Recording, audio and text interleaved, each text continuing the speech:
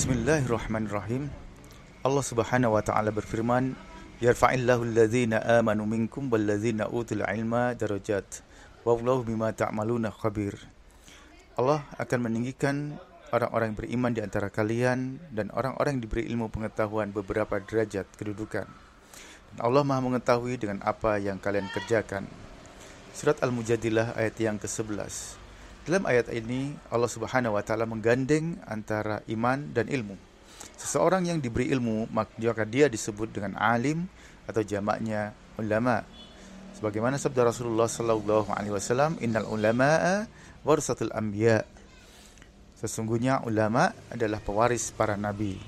Kenapa demikian? Sebab merekalah yang setelah para nabi sebagai perantara antara Allah dengan hamba dalam menyampaikan syariatnya. Oleh karenanya lah Allah Subhanahu wa taala mengangkat derajat kedudukan mereka baik di dunia maupun di akhirat. Allah Subhanahu wa taala dalam surat An-Nisa ayat yang ke-69 berfirman, "Wa may yuti'illaha wa rasul fa ulaika ma'al ladzina an'ama Allahu 'alaihim minan nabiyyina was-siddiqina wasyuhada'i was-salihina wa hasuna ulaika rafiqa." Dan barang siapa yang taat kepada Allah dan taat kepada Rasul, maka mereka itu akan bersama-sama orang-orang yang Allah beri nikmat kepada mereka. Siapa mereka? Yakni dari para nabi, para siddiqin, para syuhada, orang-orang yang mati syahid, para salihin, orang yang saleh, dan mereka adalah teman-teman yang terbaik. Wa azamu siddiqina hum al-ulama us-salihun, dan paling agungnya as-siddiq, golongan orang-orang yang siddiq di sini adalah ulama-ulama yang saleh. Ada kisah yang cukup menarik di zaman masa tabi'in, di masa pemerintahan Abdul Malik bin Marwan bin Hakam. Sebagaimana hal ini diriwayatkan oleh Al-Imam Al-Hakim dalam kitabnya Ma'rifah Ulumul Hadis. Saat itu Imam Az-Zuhri, nama lengkap beliau adalah Muhammad bin Muslim bin Syihab Az-Zuhri. Saat itu beliau menemui Khalifah Abdul Malik bin Marwan. Kemudian Khalifah mengatakan, "Engkau dari mana wahai Zuhri?"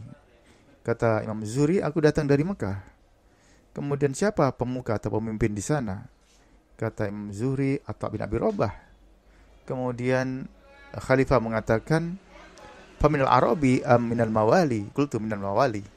Kemudian Khalifah mengatakan, "Atha itu dari kalangan orang Arab atau bekas budak?"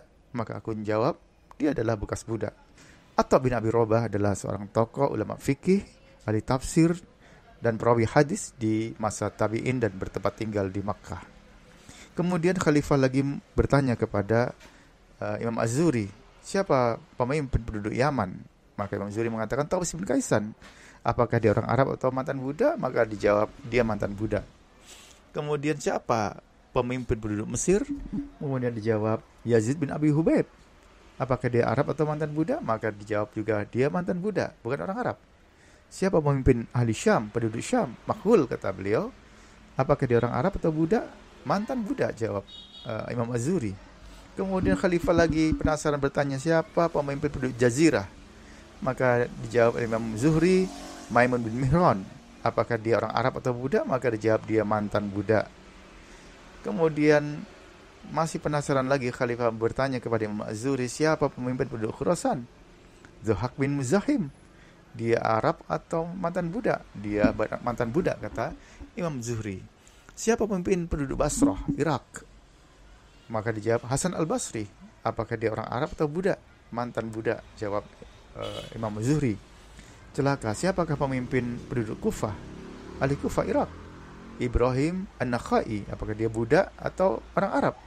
Nah, ini baru dia orang Arab, kata Imam Az-Zuhri.